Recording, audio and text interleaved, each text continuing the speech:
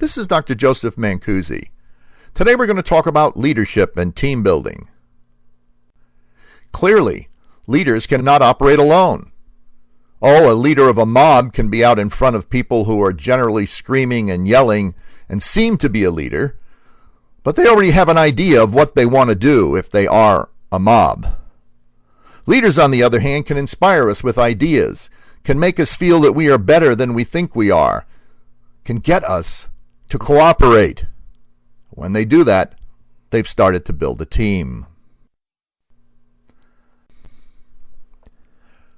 When we define team, I think we can say it's a small number of people who are committed to common purposes and goals for which they hold themselves mutually accountable. The family and the tribe are the original teams. We really do want to get together. We really do want to work towards a mutual purpose. Altruism is built into our genes. But we have different interests. We soon will tire if we aren't united. We wander off. We lose interest.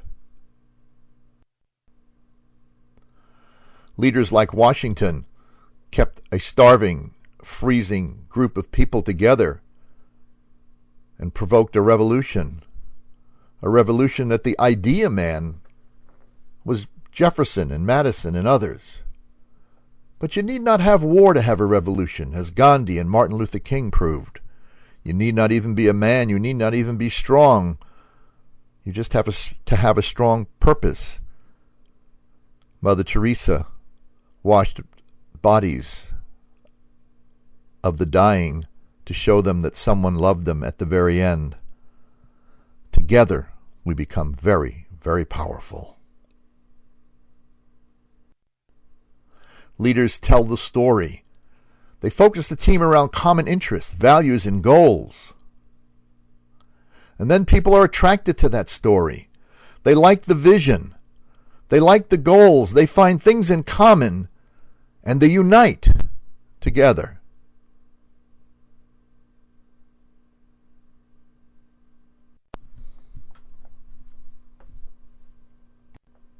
I'm going to challenge myself to tell my story in a very brief amount of time.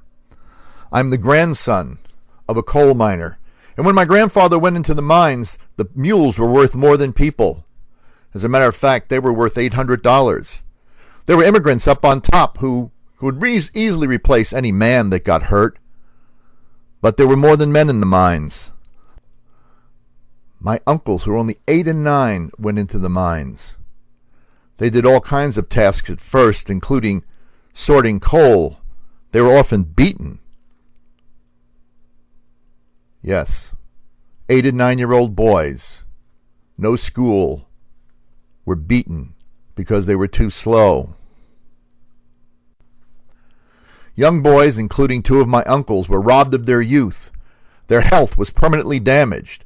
They often lost limbs and eyes, but perhaps more importantly, they lost an opportunity to get an education.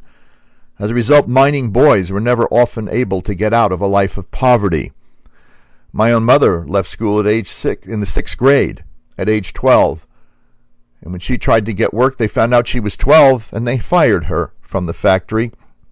And then she went to work in a hospital, and they fired her because she was 13.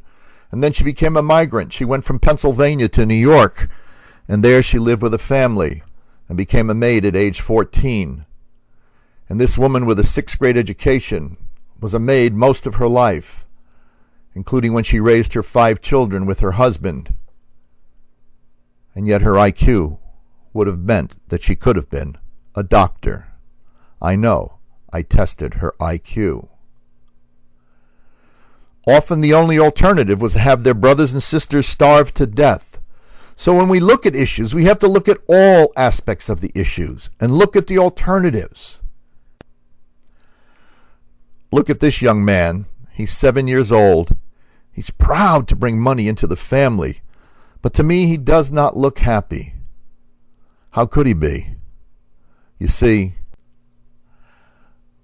boys were often killed and maimed. Does anything like this happen to children today? Oh, I hope not. I hope we've learned.